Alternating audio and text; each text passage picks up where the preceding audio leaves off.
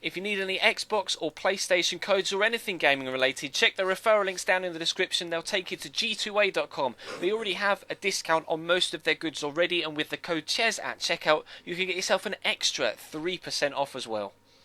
Hey guys, how's it going? Ches back again and welcome to episode number 148 of the Career Mode Road to Glory here on FIFA 15. We jump into a game in the Barclays Premier League to start us off, but after this one, we've got both legs of the Europa League round of 32, so stay tuned for that. In the last episode, the final game of the last episode, was a ridiculously tight, goal-filled game against Nottingham Forest in which we were able to come away with a 4-3 victory. So we're hoping to build on that. I can't remember properly, but I don't think we've won 2 games back-to-back so far this year in the Barclays Premier League. It's been that sort of season to this point, but with our strongest side out, we'll hope to do as best we possibly can. Still missing Callum Wilson, still missing Paul Downing, so Fiola and Kwesi Appiah are into the starting lineup in replace of those two. Georgiev getting a little bit of a rest in the beginning of this game, but Tkelo Ranti almost gets the ball stolen off him there, but shows good strength to get it back. Aquadar not with the best of balls, but it's just the sheer pace of Kwesi that gets in behind the Crystal Palace defence to give us a 1-0 lead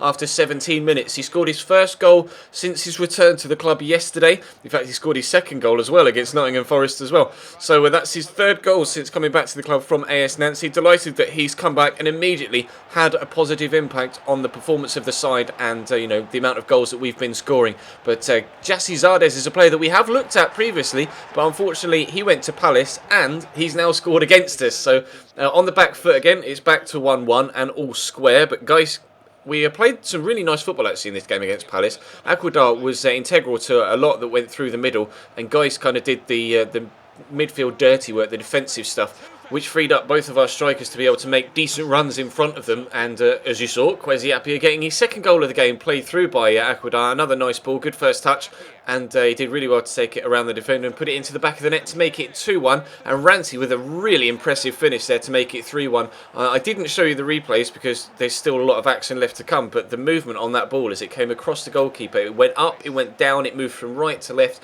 and smashed in off the inside of the post. It was a very, very good shot. You couldn't really see it in real time until the slow-mo replays, but unfortunately there was still so much action to come in this game. I didn't have time to leave the highlight in because he's gone and scored another one, and it's 4-1. That's 2 apiece for Ranti and for Kwesi Appiah now, and Jack Grealish plays through Kwesi here again, trying to find a pass off. There's Aquadar, goes for a dinked ball here to Ranti. Wasn't the best of balls. Ranti gets it under control, and I'll just just let that play out. This time I have to show you a replay so you can see how ridiculous that is.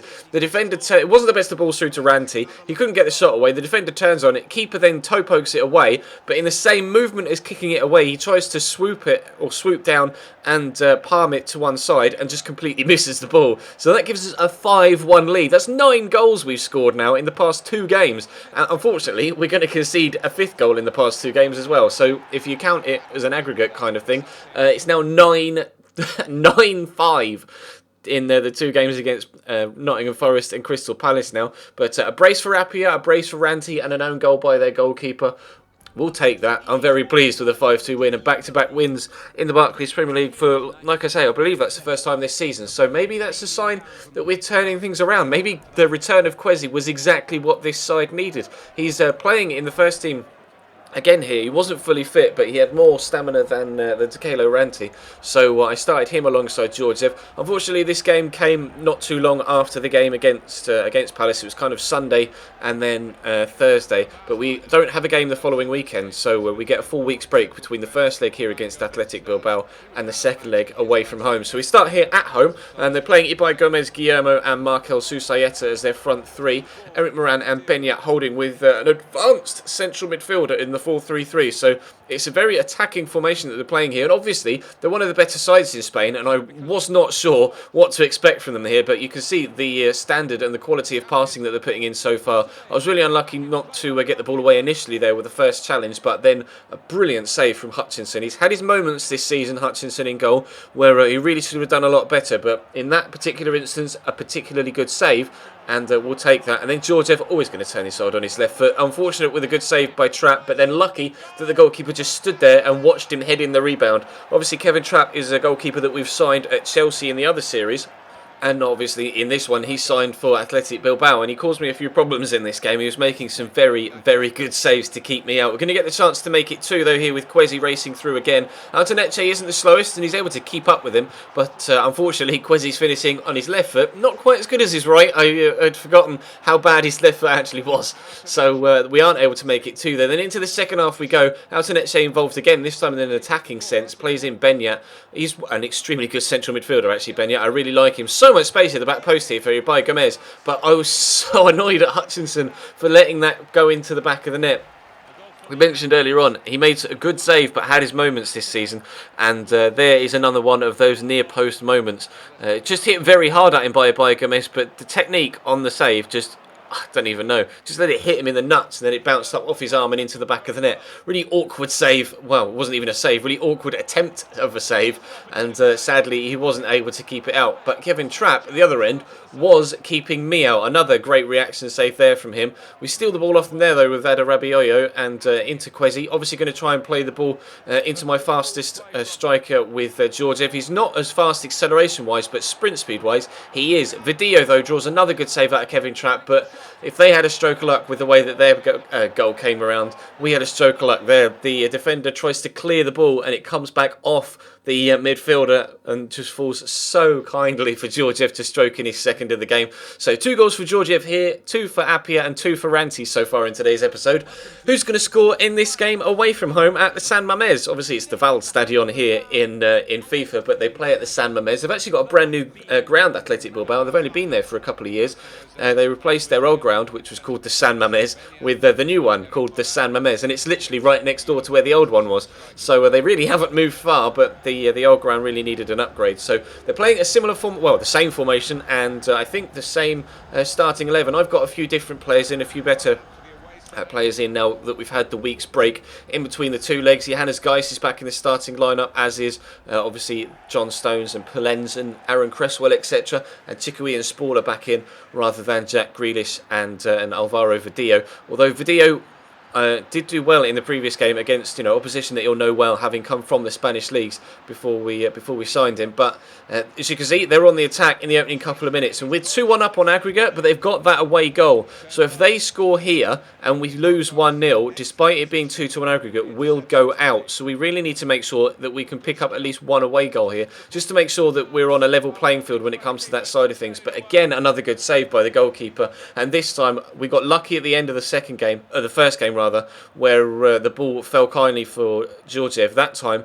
it fell straight to a defender, and it seems as if my luck was turning for the worse here. Another brilliant save by Kevin Trapp, and Ranti just couldn't bring it down in time, and still they scrambled it away to clear their lines. I just could not find a way past the goalkeeper, and when I could, he made a good save, and then when I did make it past him, offside, goal disallowed. I was so annoyed. We could quite easily be 3 or 4-0 up already in this game, but a mixture of the goalkeeper and poor attacking positioning meant that we had to head into the second half before we were able to really properly threaten the back line. Obviously, if they score, then it really puts us in an awkward position because of their away goal, but we're able to nullify that away goal with the first chance in the second half. And also, obviously, it extends our lead in the tie overall. 3-1 on aggregate and 1-0 up on the night. They need 2 goals to draw back level, and that will only send us to extra time. So they need 3 really if they want to win it in 90 minutes. And then Johannes Geis pulls that out of the top drawer. A wonderful strike, absolutely perfect, and exactly what we needed at that moment in time. That's 2 away goals for us now,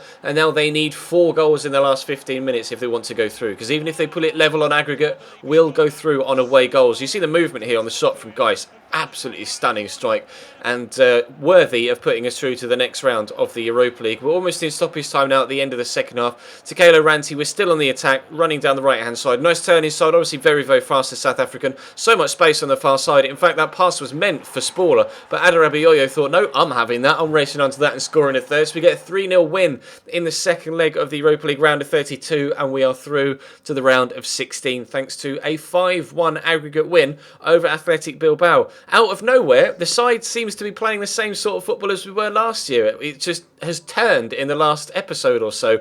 We're up to 9th now in the Barclays Premier League and only a point off 7th. and we have a game in hand on Man United, although we are we are a full 11 points behind them. So I think European football for next season, unless we win the Europa League, is definitely out of the question. But we are definitely improving the squad next year with the players we signed on pre-contract, and clearly the squad we've got right now is maybe starting to click since all of the new signings came in the previous window. So hopefully we can have a positive end of the season, and who knows how far we can go in the Europa League. The draw hasn't been made yet for the round of 16, so I'm really intrigued to see who we get next. Of course, we'll have another episode tomorrow of this series. There was a My Player uploaded it earlier on this afternoon. If you missed it, check the channel page for it, or anything else that you may have missed over the past few days, whether it's this series or the Chelsea series or that My Player series. But for now, thank you very much for watching. Drop the video a like if you enjoy. Of course, subscribe if you haven't already. Check all the links in the description to my Twitch, Twitter, Instagram, Facebook, and to my sponsor G2A. And I'll see you next time.